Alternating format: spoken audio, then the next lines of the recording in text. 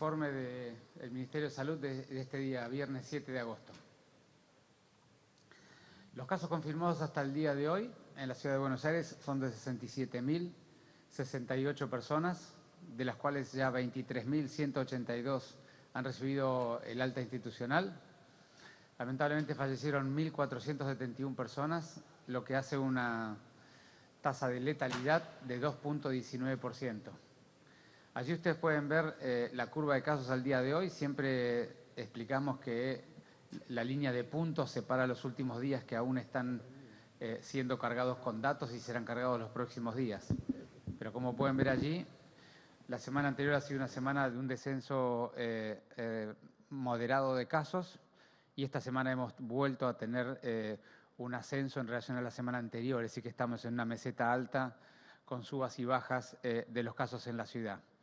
Este aumento de esta nueva semana tiene que ver en parte significativa, y en los próximos días los describiremos bien en detalle, con el aumento de la intensificación de testeo que estamos haciendo, sobre todo el agregado del testeo por saliva, que estamos realizando entre 200 y 300 nuevos test por día a convivientes asintomáticos, personas que no tienen ningún síntoma pero que conviven con algún confirmado, y eso está aumentando el reporte de casos, pero siempre casos muy leves porque naturalmente son personas sin síntomas, ¿no es cierto? La próxima.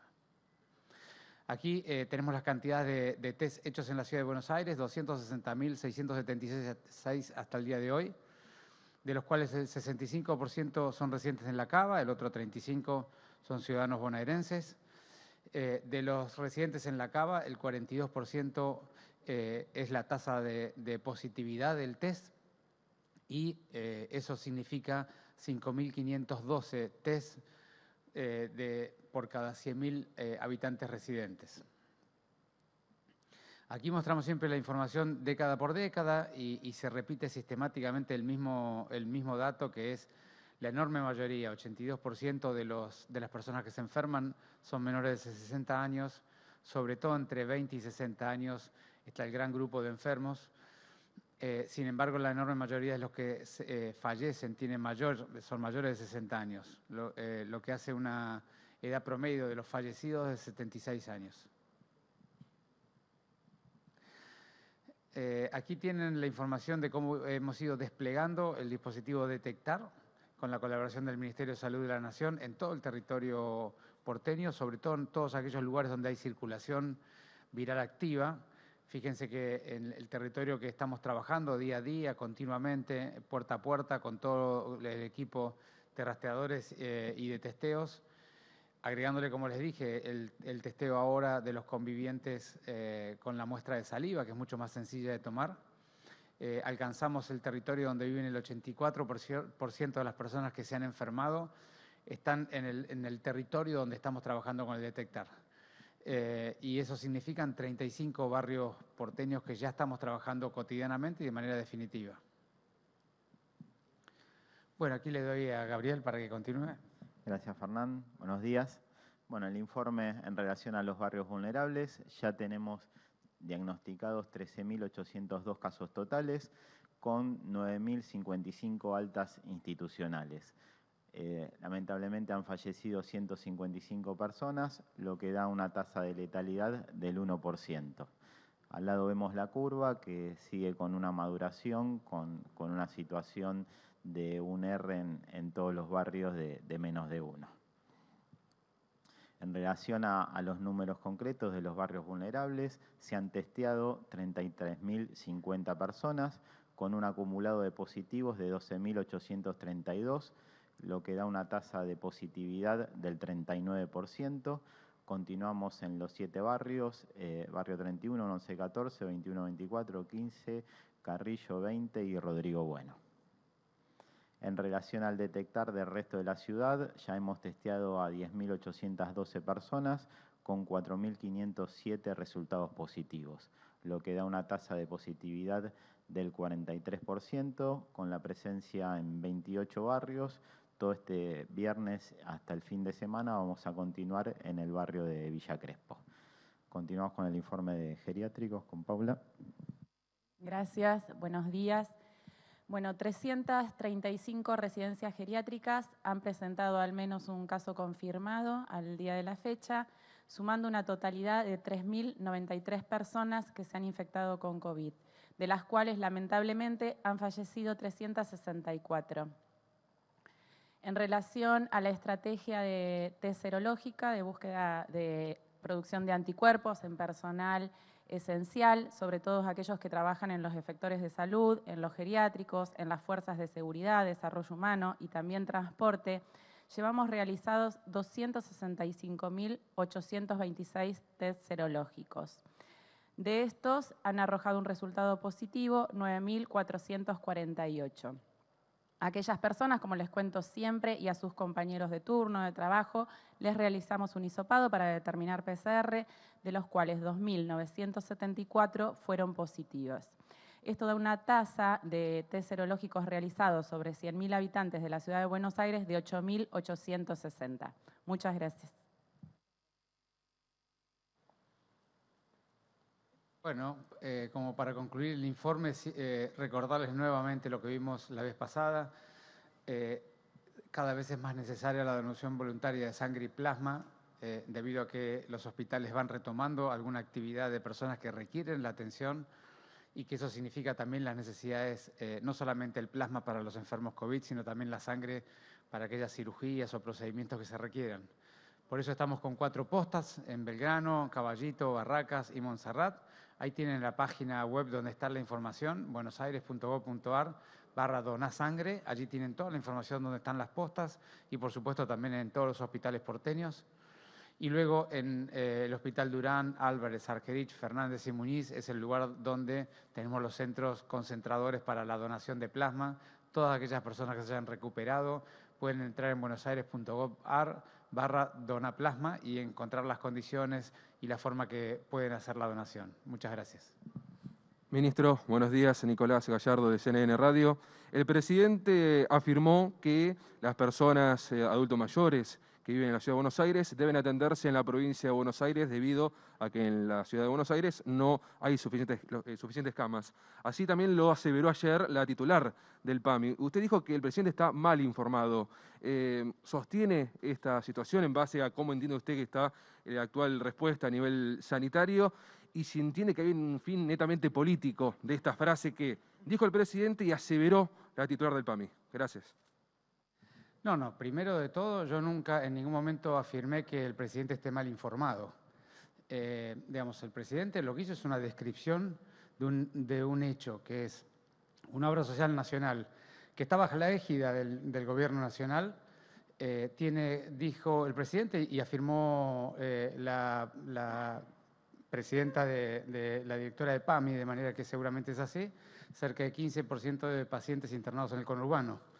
Y eso es un tema de la autonomía que tienen las obras sociales, la autarquía que tiene como entidad el PAMI de decidir los contratos con las clínicas y sanatorios del área metropolitana. De manera que lo que se ha dicho es una descripción objetiva de una cantidad de personas que están internadas a un lado y otro lado de la General Paz. Hecho que ocurre en el área metropolitana con todas las obras sociales. Una enorme cantidad de efectores de obras sociales nacionales están en la Ciudad de Buenos Aires y atienden a un montón de gente del conurbano. De manera que es un hecho absolutamente habitual.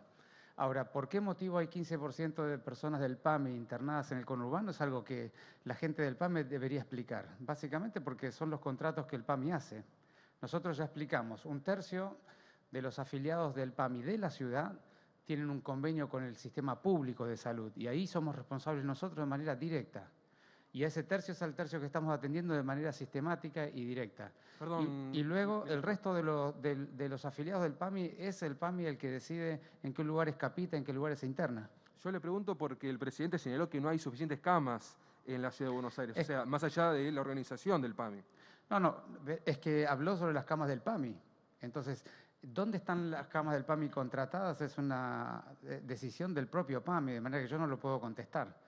Sí puedo aclarar, y ustedes ven la información todos los días, sobre todo hablándole al porteño, digamos, al quien yo le debo dar mis explicaciones.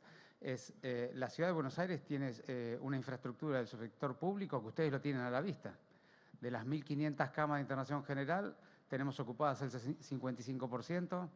De las 450 camas de COVID, más las 115 para no COVID, tenemos ocupados, como ustedes saben, presentamos la información todo el tiempo aquí, 64%, y luego tenemos 5.000 camas de hotel destinadas para los leves, que tenemos ocupados unas 3.200 camas. De manera que la Ciudad de Buenos Aires tiene un sistema público de salud que se ha fortalecido para atender esta pandemia muy compleja y muy exigente, y luego cada obra social, cada prepago también, tiene su organización de contratación de efectores que tiene que dar fe a sus afiliados de dónde los va a atender y cómo.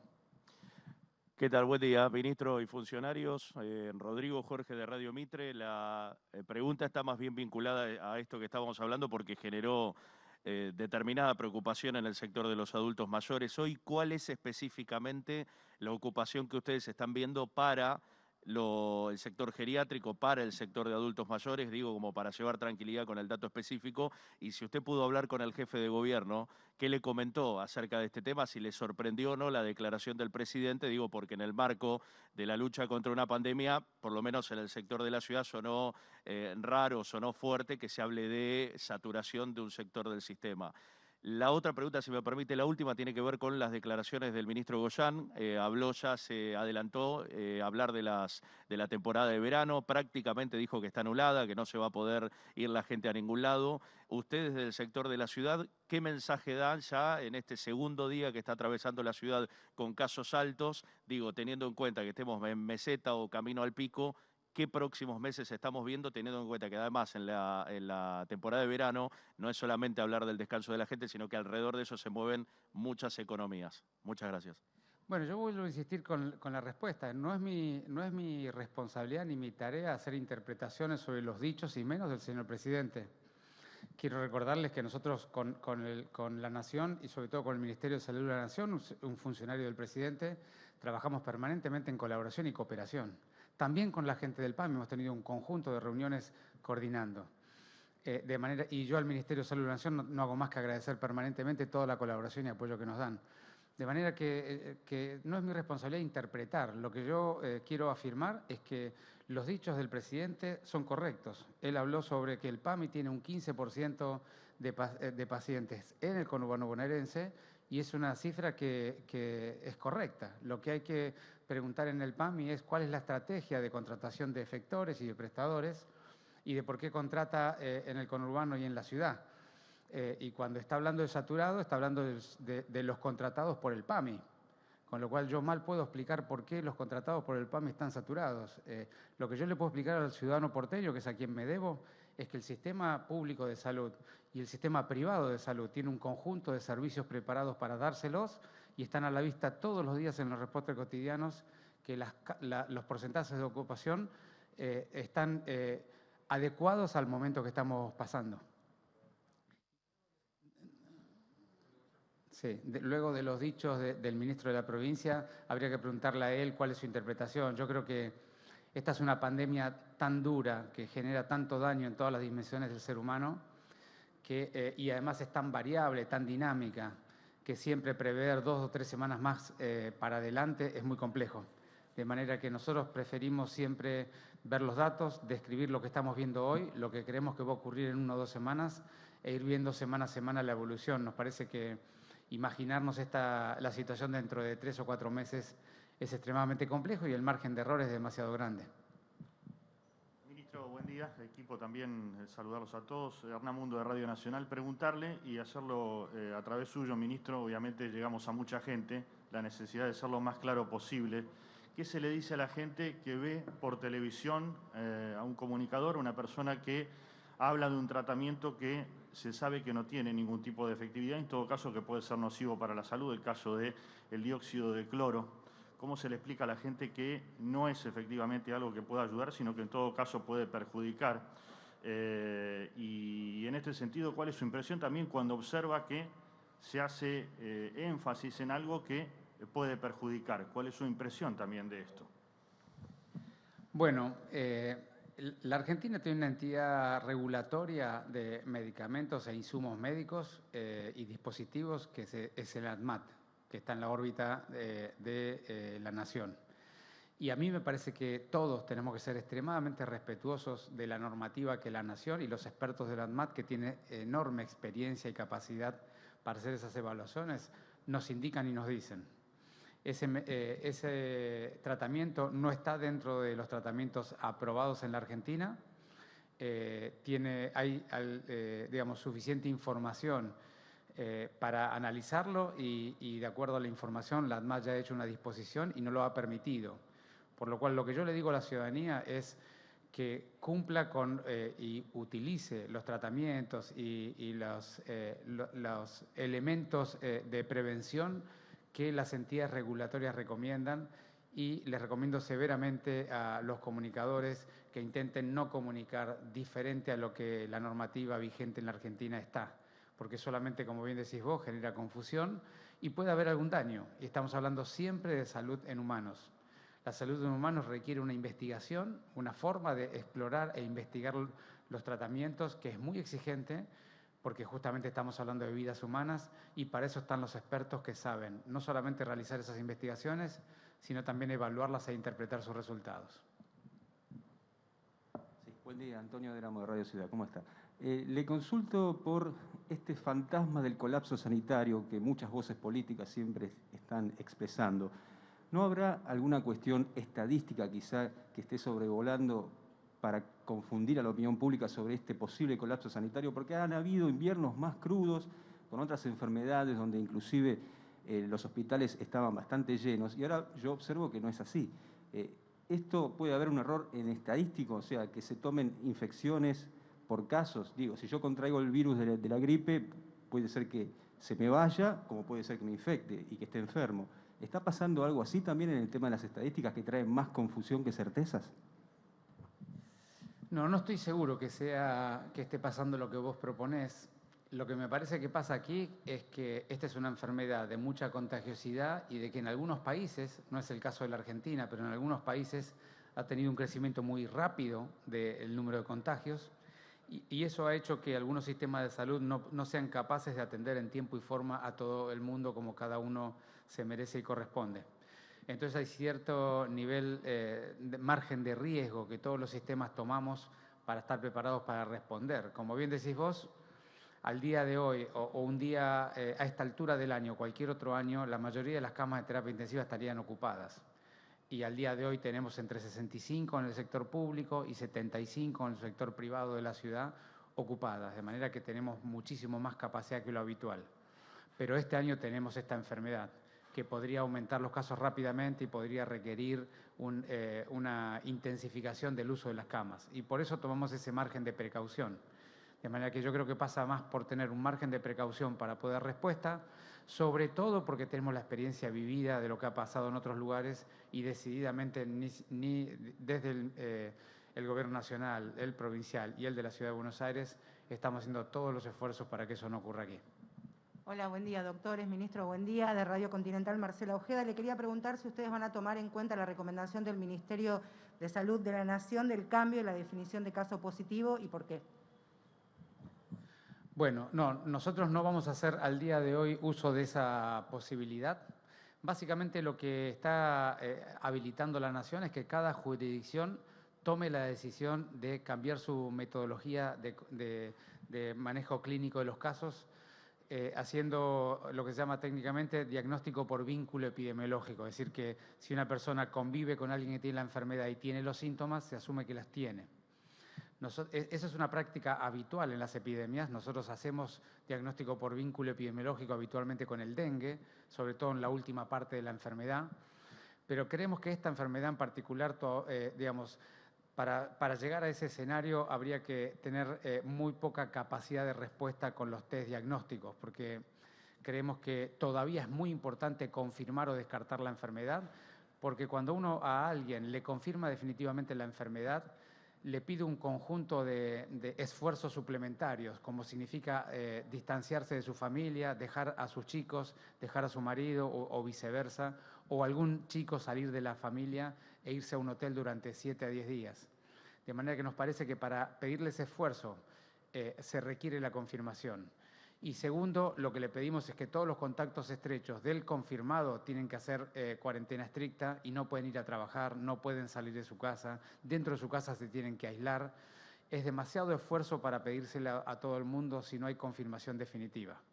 De manera que, dado que nosotros tenemos todavía capacidad de crecer con las PCRs, ustedes saben que en la Ciudad de Buenos Aires el sector público tiene una capacidad de realizar cerca de 4.000 PCRs por día. Estamos al día de hoy realizando 2.400 a 2.800, de manera que tenemos capacidad todavía para crecer, no tenemos el nivel límite de realización, más allá que además está el sector privado que tiene la capacidad de hacer otras 2.000 más. Así que dado que tenemos capacidad de hacer los testeos que estamos proponiendo hacer, y dado que nos parece que el esfuerzo suplementar que hay que pedir a la ciudadanía cuando se le confirma la enfermedad es un esfuerzo que requiere la confirmación definitiva del caso, nosotros al día de hoy no vamos a hacer uso de esa oportunidad. Pero aclaro sí que es una oportunidad o es una metodología habitual en epidemias y sería razonable que alguna otra jurisdicción tomara la decisión por otros motivos diferentes a lo que nosotros estamos describiendo aquí. Muchas gracias.